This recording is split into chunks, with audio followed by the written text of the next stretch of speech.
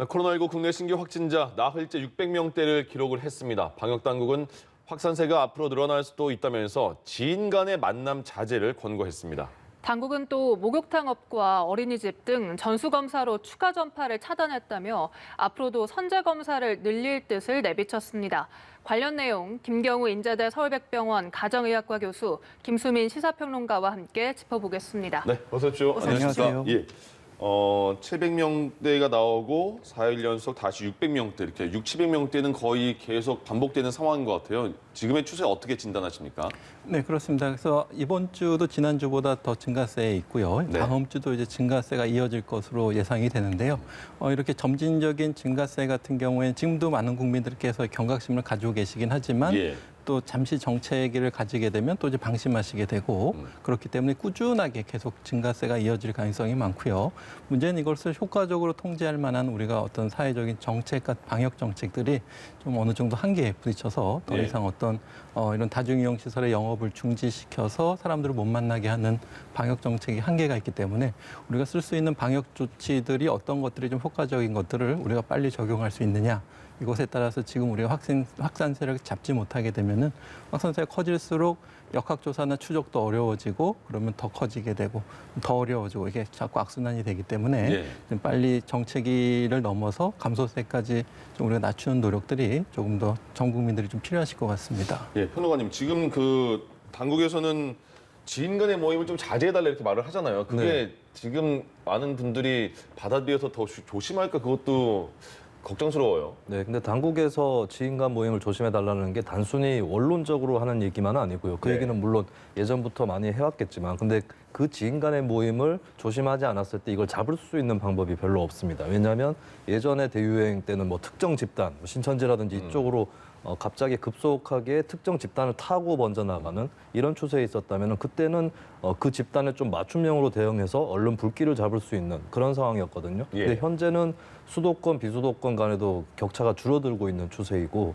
결국에는 소규모이고 또 다발적인 이런 확산세를 갖고 있기 때문에 어쩔 수 없이 결론적으로 지인 모임이 가장 큰 원인일 수밖에 없고 예. 거기에 대해서 당국에서 계속 되풀이를 해가면서 확산세를 잡기 위해서는 가장 사적인, 가장 주변에 있는 모임부터 조심할 필요가 있다. 그 얘기를 계속할 수밖에 없는 상황이죠. 예. 이렇게 지인 모임뿐만 아니라 다중 이용 시설에서도 확진자가 계속해서 나오고 있어서 방역 당국은 의료 대응 체계가 충분하다고 하지만 좀 우려되는 부분도 있습니다. 추가적인 대책이 좀 필요하다 보시는지요? 네, 그렇습니다. 지금 어떤 집단 감염 양상은 물론 이제 말씀해 주신 것처럼 선행 확진자에 의한 접촉, 가족 지인 간의 모임으로 인한 전파가 대부분을 차지하고 있지만 말씀하신 것처럼 집단 감염은 주로 다중이용 시설 중심으로 특히 마스크 착용이 좀 어려우신 노래방이라든지 식당이라든지 실내 체육시설이라든지 이런 데서 다중이용 시설을 연계로 해서 계속 감염이 이어지고 있고요. 물론 이제 부산 같은 경우에도 처음 시작은 유흥지점이었지만 그것의 N차 전파의 연결고리가 그런 작은 다중이용 시설을 중심으로 계속 이어지고 있기 때문에 예. 말씀하신 것처럼 다중이용 시설에서의 방역 관리가 굉장히 중요한 부분이 되겠는데요. 이제 전에는 이제 우리가 필수 사회에서의 어떤 필수성이라든지 감염 전파 위험 행위나 환경이 높은 곳일수록 우리가 차례대로 우리가 영업 제한, 집합 금지를 했는데 지금 그것이 좀 어렵기 때문에 우리가 적극적으로 현장에서 방역 수칙을 잘 지키시고 특히 증상이 있으신 분들이 있으심에도 불구하고 시설을 이용해서 전파된 감염 사례들이 꽤 많기 때문에 네. 물론 이제 무증상 감염에 의한 전파는 좀 우리가 좀 어느 정도 방역하는 데 한계가 있지만 또 증상이 있으신 분들이 이용하는 걸 제한하는 것은 우리가 현재 이런 다중이용 시설에서의 감염 전파를 줄일 수 있는 전략이기 때문에 예. 우리가 좀 더 확실하게 좀 방역 수칙을 현장에서 잘 지키시는 노력들이 지금 현재로서는 좀 가장 좀 필요해 보인다고 할 수 있겠습니다. 네. 그 우리 방역 당국이 목욕탕이나 어린이집 같은 데를 선제적으로 전수검사해서 확진자를 찾아내서 뭐 방역을 성공했다 이런 말이 나오거든요. 네. 어떤 거예요? 지금 이제 다중이용시설이라든지 이쪽에서 감염 사례가 반이 넘거든요. 이게 3차 대유행 때하고도 다른 거라서 예.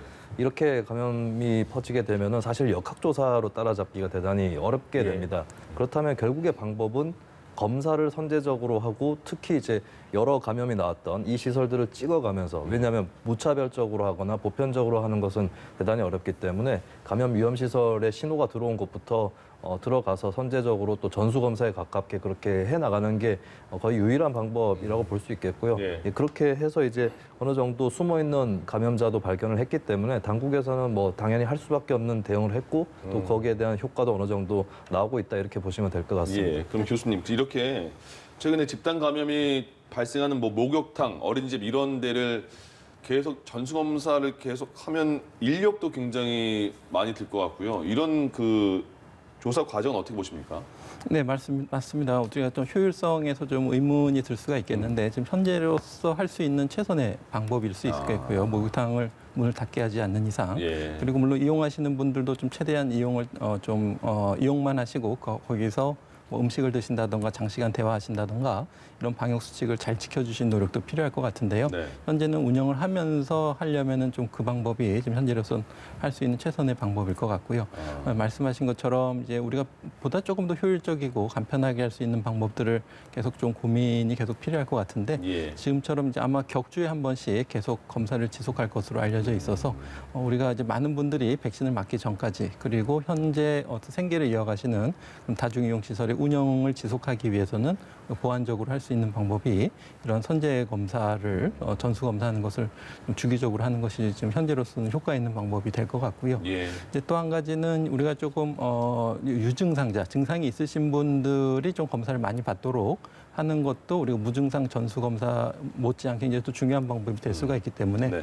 증상이 있으신 분들은 우리가 좀 어떻게 하면 많이 쉽게 검사를 받을 수 있게 할 것인가. 그러니까 특히 지금 임시선별검사소에서 누구나 받으실 수가 있기 때문에 시간도 좀 확대해서 야간이나 휴일에도 우리가 언제든지 가서 검사를 할 수 있게 하고 또 검체 수거 주기도 좀 단축해서 검사 결과 통보 시간을 좀 줄인다든지 그리고 이제 아무래도 우리가 증상이 있으시면은 병원에 바로 가지 말고 검사를 받으세요 이렇게 안내를 하고 있지만 네. 이제 습관적으로 몸이 좀 아프면 사실은 약국이나 병의원을 먼저 찾아가시게 돼 있거든요. 예, 예. 그래서 병의원에서나 약국에서 좀 검사를 받으세요 권고했을 때 48시간 이내에 검사를 받도록 하고 있는데 이제 거기에 이제 덧붙여서 이제 현장에서 의원에서 바로 검사를 좀 받을 수 있는 것들을 좀 늘릴 수 있다면 더 좋을 것 같은데 예. 만약 이제 개인 의원에서 좀 인력도 없고 공간도 좁고 그래서 좀 거기서 현장에서 바로 검체 채취를 하시기 어려운 의원들이 많이 있는데 우리가 조금 인력도 있고 공간도 돼 있고 간이 음압시설을 하신다든지 그런 데서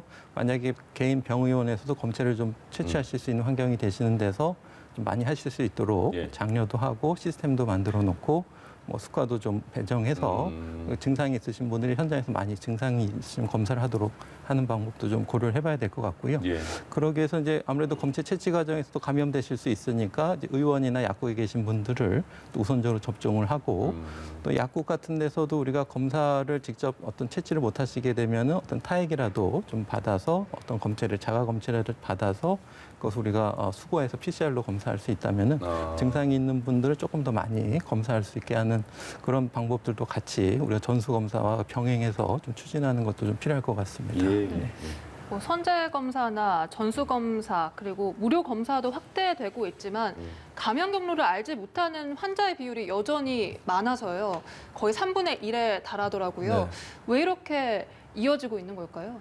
이 3차 유행이 굉장히 그동안 길어지지 않았습니까? 그리고 네. 기본적으로 확진자 수가 300명대, 심지어는 500명대 이것을 베이스라인으로 깔고 있었던 상황에서 펼쳐진 거거든요. 그리고 특정 집단으로 주로 많이 집중해서 감염된 것도 아니었기 때문에 그동안에 굉장히 광범위하게 퍼져 있었다라고 볼 수가 있겠고 그것을 여러 가지 유추해 볼 수 있는 근거들이 이를테면 현재 확진자 수에 비해서는 12월 3차 유행 초기에 비해서 어떤 위중증 환자의 수가 적은 편입니다. 그 얘기인 즉슨 젊은 층에서 감염이 많이 됐다라고 하는 건데 무증상 감염자라든지 이쪽도 많이 접촉면들이 좀 넓었을 것으로 보이고 우리가 모르는 사이 이제 암암리에 펼쳐져 있는 그 스펙트럼이 좀 넓었었다라고 본다면은 이렇게 경로 불명의 확진자가 많다라고 하는 것을 또 유추를 해낼 수 있겠습니다. 예.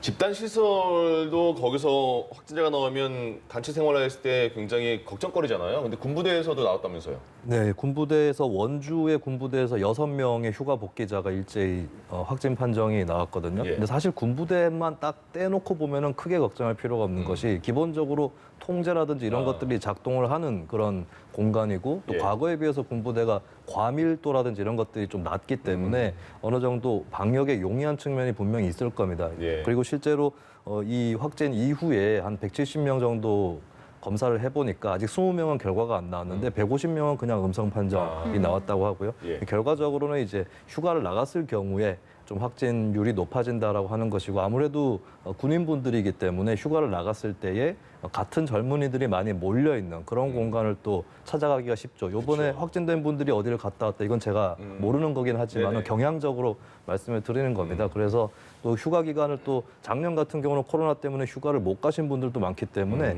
아무래도 그냥 조용하게 집에만 갔다 오는 휴가보다는 친구들도 만나고 또 또래 젊은이들을 많이 만날 수 있는 그런 공간을 선호를 할 거거든요. 예. 예, 그렇다면 조금 더 이제 군부대 있을 때보다는 확진이 되거나 감염될 확률이 좀 높아진다라고 하는 것이고 여기에 좀 맞게 어느 정도 휴가를 나가시는 분들도 어느 정도 뭐 정도를 조절을 한다거나 또 예. 군부대에서 휴가를 갈 때 어떤 수칙이라든지 이런 것들 어느 정도는 가이드라인을 좀 잡아주는 것도 필요할 것 같습니다. 근데 여기 원주 군부대에서 6명 나온 확진자는 휴가 가기 전에는 아니고 휴가 갔다 온 장병들이 다 확진된 거죠? 그렇습니다. 휴가를 갔다 와서 예방 차원에서 동일 집단 격리에 들어가 있는 상태에서 예. 검사를 해서 아. 확진 판정이 나온 그런 경우입니다. 그래서 군부대 안에서 확진이 됐을 가능성은 뭐 크게 보이진 않는 것 같습니다. 예. 울산에서는 이 경찰청 관련 연쇄 감염이 지인 모임으로까지 이어지면서 이 지인 모임에서만 약 14명의 확진자가 나왔습니다. 사실 5인 이상 사적 모임 금지 조치가 계속 시행은 되고 있지만 만약 교차로 해서 모임 인원수를 약간 조정해서 하면 이것도 확산 우려가 있을 텐데요. 어떻게 보십니까? 네, 그렇습니다. 말씀하신 것처럼 우리가 5인 이상 사적 모임의 어떤 취지는 이제 가급적이면 만남을 좀 줄이고 좀 연기하시라는 취지이기 때문에 예. 말씀하신 것처럼 4명이서 여러 번 만나게 되면은 네. 당연히 이제 N차 전파가 많고 또 4명 이야기라고 다른 일원이라고 하더라도 같은 공간에서 같이 마스크를 벗고 식사를 하시게 되면은 같이 집단 감염이 생기실 수가 있기 때문에 예. 우리가 이제 뭐 잘 아시겠지만 5인 이상이면 걸리고 5인 이하면 안 걸리고 이런 게 아니고 예. 예, 최소한 사적 모임을 줄이고 하자는 취지이기 때문에 우리가 좀 특히 그리고 증상이 조금이라도 있으시면은 얼른 조기에 검사를 받고 또 모임이 예정돼 있어도 나가지 마시고 검사를 받고 이렇게 하는 것들이 지금 좀 많이 좀 필요하실 것 같습니다. 예. 지금 법무부에서 직원 한 명이 확진이 됐다고 나와서 법무부 전체를 검사했는데 뭐 다행히 안 나온 건가요, 지금 확진자는?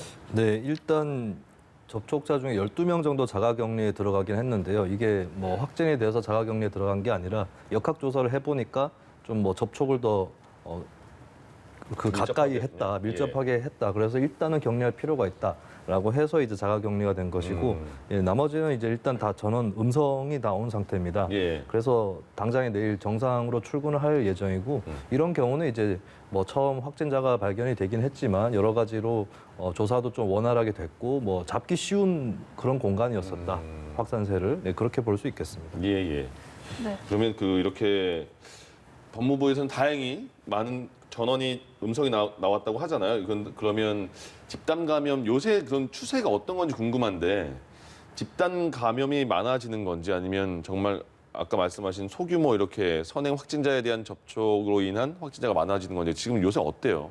상황이? 네, 그렇습니다. 그 전에 기억하시는 것처럼 전에 이제 집단 감염이 대규모로 의료기관이라든지 병원이라든지 뭐 종교시설이라든지 그런 데서 많은 집단 감염이 있었는데 네. 지금은 어떤 소규모 다중이용시설에서 계속 작은 집단 감염이 이어지고 있는데 하지만 작은 집단 감염이라고 하더라도 초기에 인지가 늦게 되면은 계속 지역사회 N차 전파가 많이 전파될 수가 있기 때문에 예. 지금 부산 같은 경우에도 유흥주점발 N차 감염이 지금 400명 넘게 계속 맞아요. 이어지고 있기 때문에 예, 그래서 우리가 이제 소규모 다중이용시설의 이용이라든지 방역 수칙을 철저히 지켜주신 노력들이 좀 필요하실 것 같고요.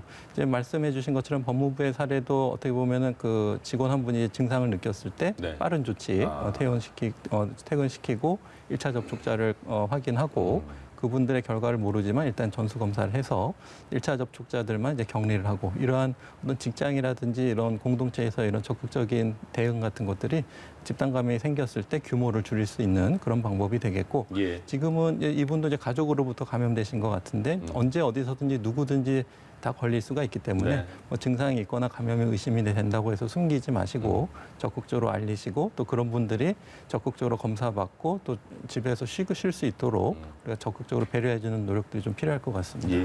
네. 또 최근 남양유업 관련해서도 좀 짚어보면요. 이 코로나19에 효과가 있다고 광고를 했다가 소비자 불매 운동에까지 직면을 했습니다. 사실 소비자들 입장에서는 코로나19에 효과가 있다, 효능이 있다 하면 솔깃할 수 있기 때문에 이런 허위 과장 광고를 좀 조심하려면 어떻게 해야 될까요?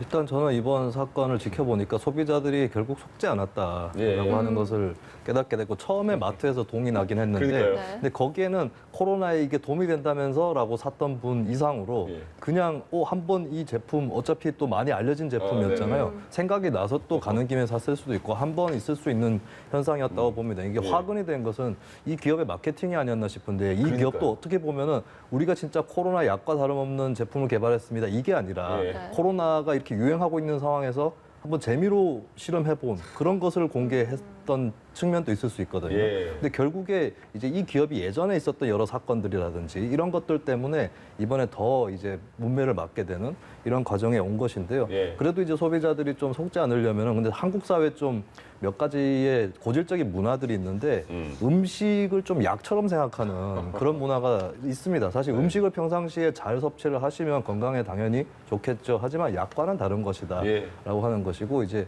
뭐 푸드 패디즘이라고 해서 먹거리 선동 이렇게 요약할 수 있는데 어떤 음식이 좋다더라 혹은 어떤 음식이 뭐 발암 물질이 많다더라 이렇게 했을 때 너무 한꺼번에 여론이 쏠려 나가는 이런 현상들이 좀 있습니다. 예. 근데 그냥 차분히 생각해 보시면 음식은 이제 음식이고 일상적으로 두루두루 그리고 오랜 기간 동안 어떻게 섭취하느냐가 중요한 것이지 어떤 질병에 대한 약효 이런 것이 단기간에 발휘되기 어렵다라고 하는 상식에 좀 더 주목을 하시는 것이 이렇게 어떤 기업의 무리한 마케팅에 넘어가지 않는 그런 기본적인 길이 아닐까 그렇게 보여집니다. 예. 교수님은 전문가 입장에서 이번에 남양유업 불가리스 이런 발표에 대해서 어떻게 보셨어요?